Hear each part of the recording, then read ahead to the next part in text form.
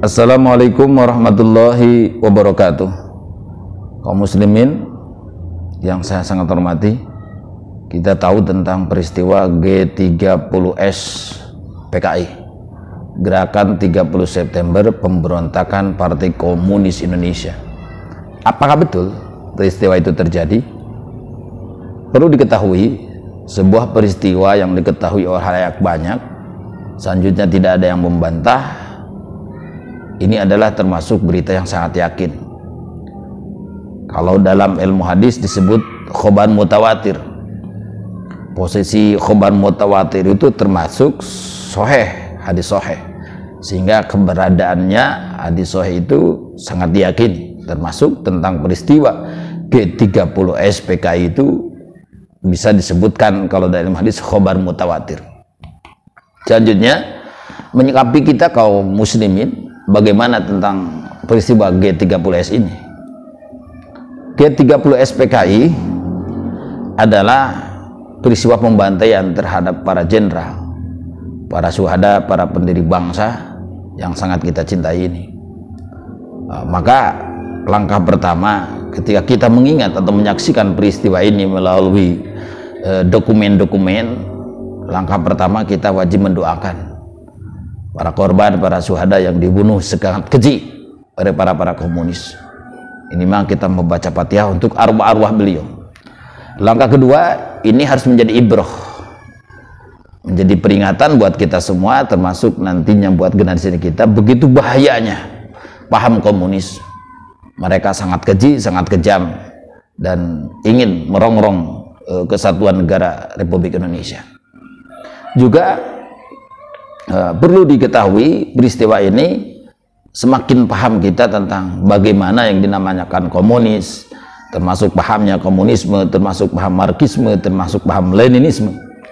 Sebagaimana dalam TAP MPRRS nomor 27 tahun 1966, di mana isinya adalah pelarangan dari paham komunisme, marxisme dan leninisme, dan di dalamnya termasuk adalah pelarangan Partai Komunis Indonesia. Di manakah letak kebahayaan paham yang tadi? Perlu diketahui, tiga paham yang tadi adalah sebuah ideologi.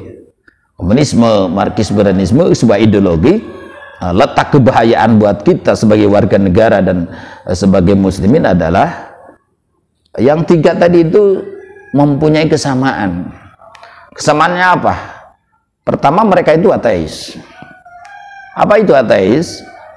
Golongan sebuah ideologi yang tidak mengakui tentang keberadaan Tuhan. Nah, jika itu adalah pahamnya ateis tidak mengakui keberadaan Tuhan, ya jelas dong sangat berbahaya. Bahaya buat negara, bahaya juga buat akidah kita sebagai muslimin. Maka jelas harus dijauhkan dari paham kita, harus dijauhkan daripada generasi Indonesia. Jangan sampai menganut paham-paham yang tadi, yang tiga tadi, karena jelas mereka itu adalah ateis, tidak mengakui keberadaan Tuhan.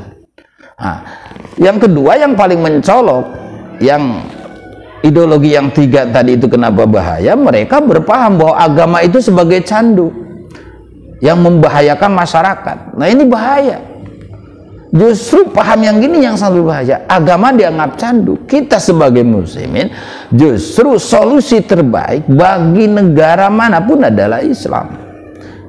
Bagaimanapun adalah Islam.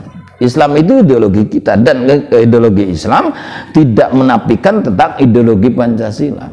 Sebagaimana para pendiri bangsa kita, sila pertama daripada Pancasila itu kan ketuhanan yang Maha Esa.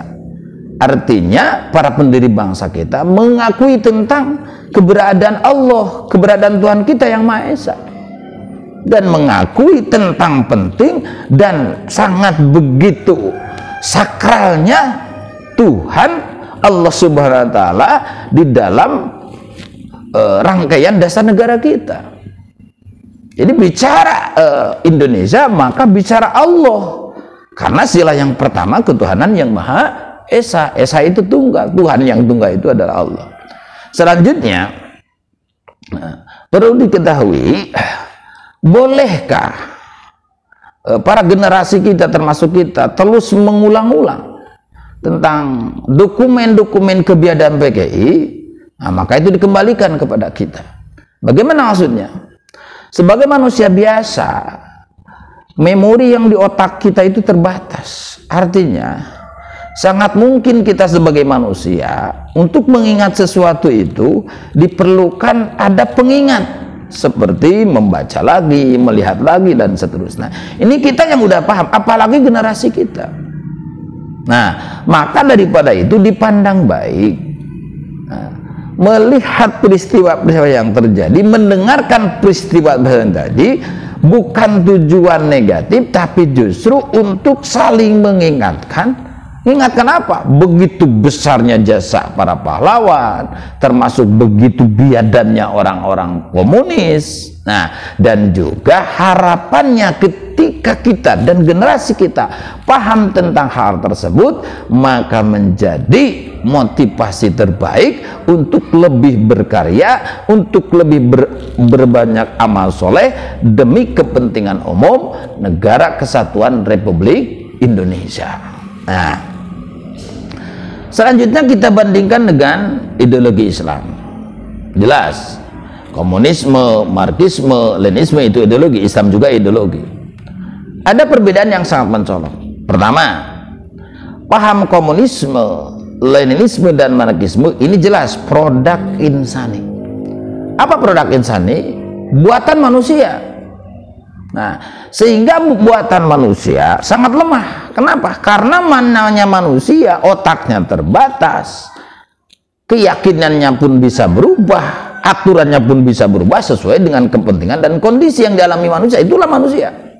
Beda lagi dengan posisi ideologi Islam. Itu bukan produk insani, tapi produk ilahi, buatan daripada Allah.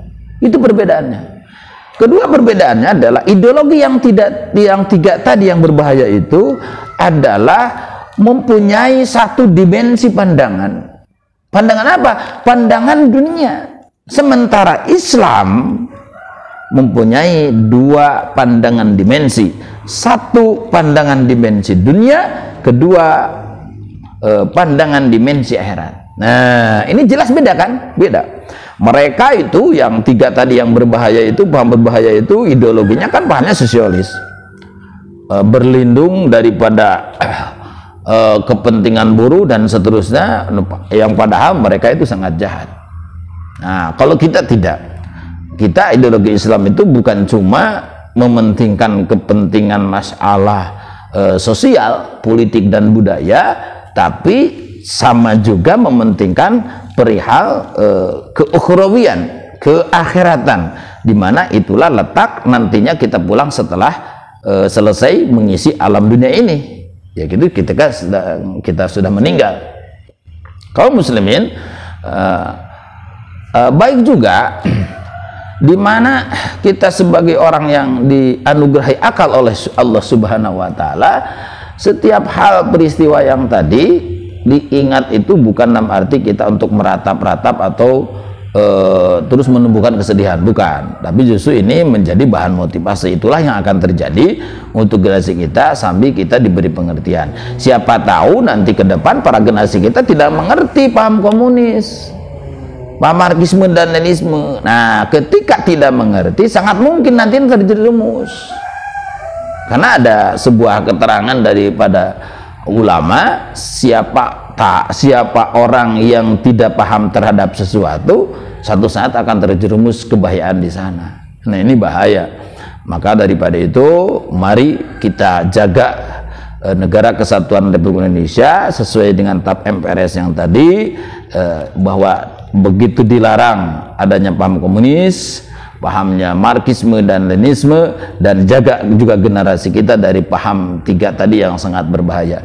Insya Allah kita selamanya akan berada di negara yang makmur. Insya Allah negara kita akan damai selamanya. Terima kasih. Wassalamualaikum warahmatullahi wabarakatuh.